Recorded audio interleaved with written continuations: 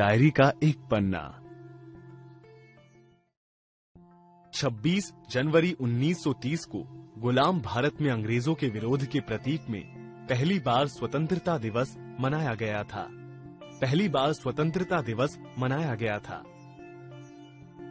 आजादी के 20 साल बाद 1950 में यही दिन हमारे अपने गणतंत्र के लागू होने का दिन भी बना। सीताराम सेकसरिया ने अपनी डायरी के एक पन्ने में 26 जनवरी 1931 के दिन का वर्णन किया है। इस दिन को कलकत्ता और पूरे देश के लोगों ने आजादी की पहली वर्षगांठ के रूप में मनाने का फैसला किया था। बड़ा बाजार के लगभग सभी मकानों पर राष्ट्रीय झंडा लहरा रहा था। लोगों में एक नया उत्साह और नएपन का माहौल था। अंग्रेजों ने इस उत्साह को दबाने का पूरा प्रबंध कर रखा था। गोरखा और सार्जेंट लारियों में गश्त लगा रहे थे। घुड़सवार और सिपाहियों ने मॉन्यूमेंट और सभी बड़े पार्कों को घेर रखा था।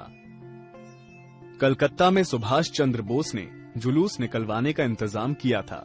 इसका पूरा प्रबंध पूर्णोदास पर था। जुलूस की तैयारियां पूरी हो गई थीं। लोग टोलियां बनाकर मैदान में घूमने लगे थे और हजारों आदमियों की भीड़ इकट्ठा हो गई थी। आज जो बात थी वो निराली थी। पुलिस कमिश्नर का आदेश निकल चुका था कि विभिन्न कानून की धाराओं के अंतर्गत जुलूस निकलना गुनाह है। सभी लोग जो इसमें हिस्सा लेंगे वे दोषी समझे जाएंगे।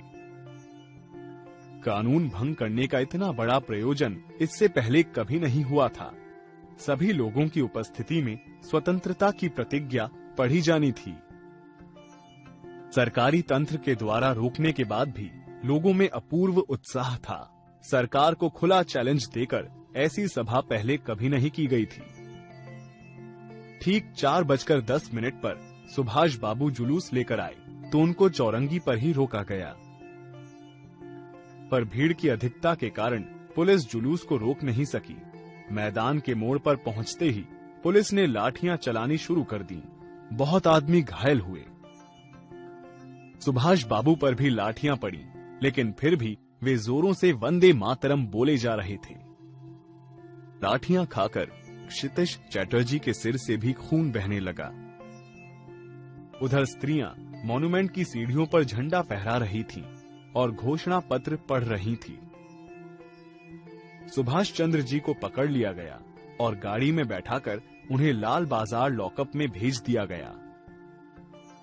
कुछ देर बाद स्त्रियां जुलूस बनाकर वहां से चल पड़ी, लेकिन पुलिस के डंडों के कारण धर्मतल्ले के मोड़ पर आकर ये जुलूस टूट गया।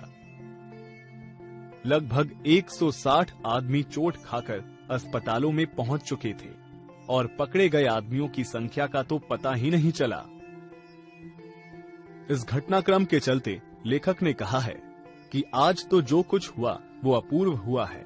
बंगाल के नाम या कलकत्ता के नाम पर जो कलंक था कि यहाँ काम नहीं हो रहा है, वो आज बहुत अंश में धुल गया।